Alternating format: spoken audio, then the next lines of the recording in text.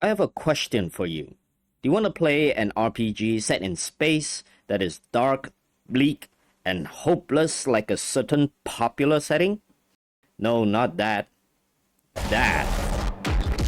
But you don't really want to go through hundreds of books of lore just to be able to understand what is going on? If your answer is no, well, that's a shame. But if your answer is yes, then boy, do I have the game for you. Welcome to the colony ship. A generational ship bound for a distant planet to colonize. A ship that has experienced a civil war that has left it in a state of constant disrepair. You are born in this ship, born too late to understand the motives of your forefathers, and born too early to ever see the day this ship lands on a new planet. You will never know the smell of fresh air, the taste of fresh water, the warmth of the sun, nor the beauty of the night sky. You were born on this ship, and you will die on this ship, like many others before you. And all you can do is live day by day, scavenging what you can around you, and try your best to survive. As bleak as all this sounds, this game wouldn't be much of a game if that's all there is. Your actions and decisions will directly shape the future of the whole ship, but it is for you guys to discover. With that out of the way, let's talk gameplay. Although the story is incredibly good and very interesting, this is not a visual novel. Discombobulate. You start by choosing the difficulty. I highly recommend playing on the underdog difficulty.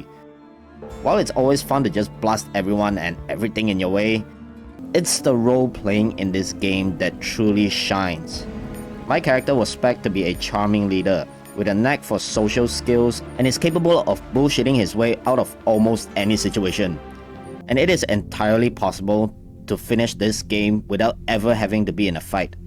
Although you do miss out on some sweet loot, it really doesn't matter if you don't plan on fighting anyone. This is where this game truly shines. The freedom to resolve situations in whichever way you choose.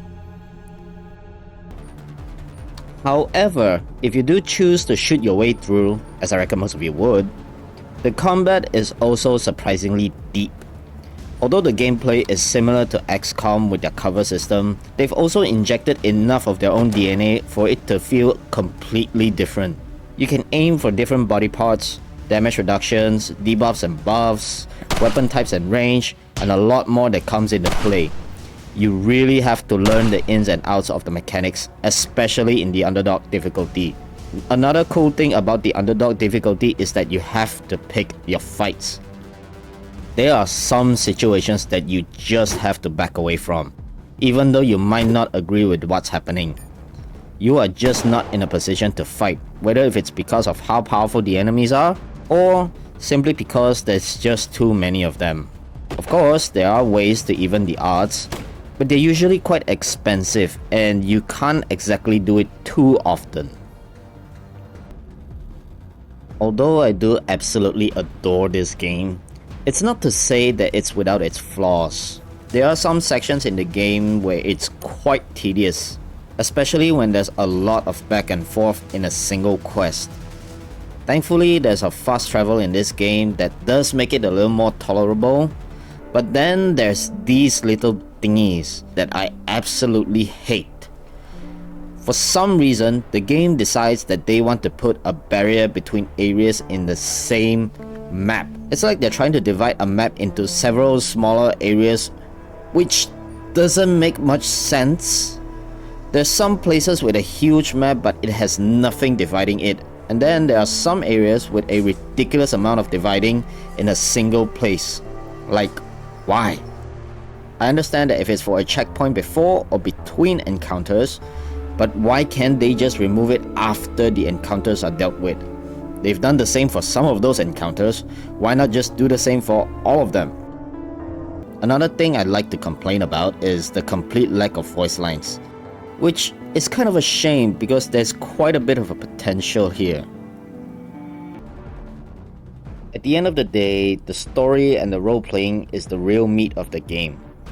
Personally, I like the setting. It's sci-fi, but it's not too far into the future where every piece of tech is just super advanced. Most of the stuff in-game is still somewhat similar to our current day and age. Combine that with a very believable and possibly a very real future setting of the game, it just makes me gush. It is a game with a great story and some seriously solid gameplay. If you're a fan of RPG games, I highly recommend this one, especially if you're into the old school kind of RPG like the old Baldur's Gate or even Fallout. And that was my 2 cents on Colony Ship. And if you've played the game, let me know what you think about it in the comments below. Leave a like if you enjoyed this video and click the subscribe button if you haven't already, and I'll see you guys in the next video. Bye bye!